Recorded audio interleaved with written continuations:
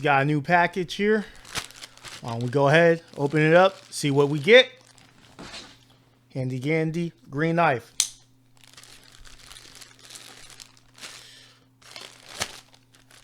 Remember to always cut away from you. Close it.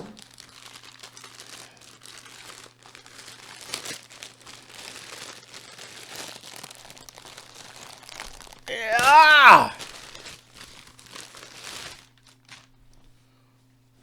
Woo!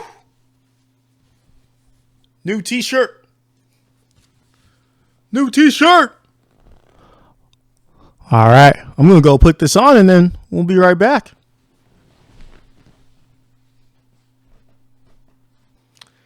Hey everyone, how y'all doing?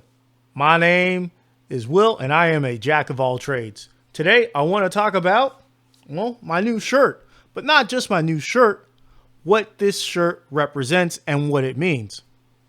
So, in short, this shirt is all about a brand new video game coming out in the next couple of weeks. That video game, of course, being Resident Evil 8 Village. I'm just going to shorten it to Village from here on out. So whenever I say Village, just know I'm talking about Resident Evil 8. Now, the reason why I want to talk about this is because Resident Evil is one of my favorite video game franchises of all time. It's done by one of my favorite, it's definitely done by my favorite third-party video game maker of all time, Capcom. So, while I'm gearing up and getting ready for Resident Evil 8, I'm going to play some Resident Evil 7 Biohazard. So, let me turn on my PlayStation 4 because I don't have a PS5, and let's get on with that. Let's get into that. All right, so here we are on the loading screen of Resident Evil 7. And I'm just going to start a brand new game. And, you know what? For now, I'm just going to do it on easy so I can talk to you guys and get on with this. So, I got the volume down and everything. But anyways, the reason why I'm so excited about this is because ever since the very first game came out, I've been a diehard Resident Evil fan. The first time I remember even seeing one of these games, I was over at my best friend's house, and his older brother was playing this game. He was playing it at night, and honestly, it was scary, especially because we started from the very beginning, and I tell you what, nothing is more scarier than that dog jumping through that window at the very first time. So, yeah. But, you know, Resident Evil has been going on for over 20 years. This franchise spans over 20 years. That just blows my mind. And it's still going strong today with the 8th installment in the mainline series. Of course, now there are, I think, I'm going to say there's about 16, maybe 17 games altogether. But we're just we're just concentrating on the newest one getting ready to come out. Now, for the mainline series, they're broken up into 3 phases, or I like to think 3 phases. You have the original, which is a quartet. Oh, I need an update. Yes, let's update now. Once again, you have the original 4, which all use fixed camera angles and tank controls. Now, fixed camera angles means it's kind of movie cinematic, i.e. the director places a camera where he wants it, so you, as the player, only see what you want him to see. And tank controls mean that it doesn't matter which way you're facing or which way the camera is, pushing up moves you in a certain direction, pushing left always moves you in that direction, pushing right always moves you in that direction, and so forth. Now, the first phase, the original phase, covers 4 games. The original 3 trilogy, Resident Evil 1, 2, and 3 Nemesis, and Resident Evil Code Veronica, which was originally supposed to be the 3rd game, but because of of time constraints, and Capcom wanted a game out pretty quickly. They bumped up a side game and made it into a main game. That's why Resident Evil number 3 Nemesis is so short and would be considered an expansion in today's gaming market. Yeah. Anyways, next came Resident Evil. Next came the second phase, which is the action phase that I like to call it. That inquires Resident Evil 4, 5, and 6. A lot of these games were, check it out later. A lot of these games were very action heavy, whereas the first 4 were all based on slow horror, coined the term survival horror. These Resident Evil 4, 5, and 6 made a lot of money for Capcom. 4 revolutionized shooters. 5 was just a great game by some standards, and 6 just made a whole bunch of money. But because the series moved more towards an action phase, it really hindered and put shame. I don't want to say put shame, but moved away from what the original fans really liked. That brings us into this phase right here, into the return phase is what I'm going to call it. Phase 3, the return phase. Now, phase 1 had fixed cameras, tank controls. Phase 2 had over the shoulders and was more action gun shooters. Phase 3, the return phase, brings us away from action and back into survival horror, but this time in first person view. Now, Resident Evil is 7 Biohazard is not the first game to be in first person. But it is the first mainline. Oh, yeah, it is the first mainline game to be in first person, and also first mainline game to be in VR. And that's pretty much my opinion on why they made this game in first person, is so it could be in VR. Easy. So, like I said, I've been a big fan of Resident Evil. I've owned every single mainline game. I've beaten every single mainline game. I've owned. Oh, excuse me. I own about 50% of the sideline games, and I've beaten about 75% of those. My personal favorite game is Resident Evil 3 Nemesis, and my personal favorite phase, of course, is the original survival horror phase, because I just like to be scared from time to time.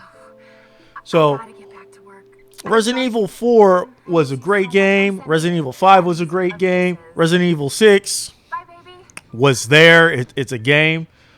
And they were good. They were all good games in their own respects. They were all good action games. But it just really doesn't fit in the flow of Resident Evil. Anyways, they were great action games, but not what Resident Evil was all about. Resident Evil 7 introduced new characters, brought us back to that horror environment, into a new setting. And it was a back to basics type of deal.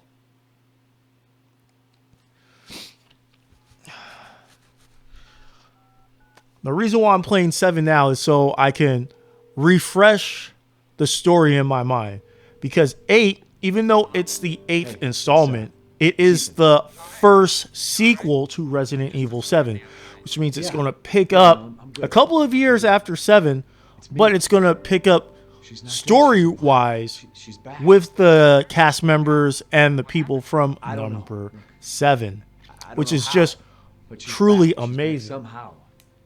So, maybe it's a prank. Here we are. She wants me to come again. If I did this properly and I'm recording right now,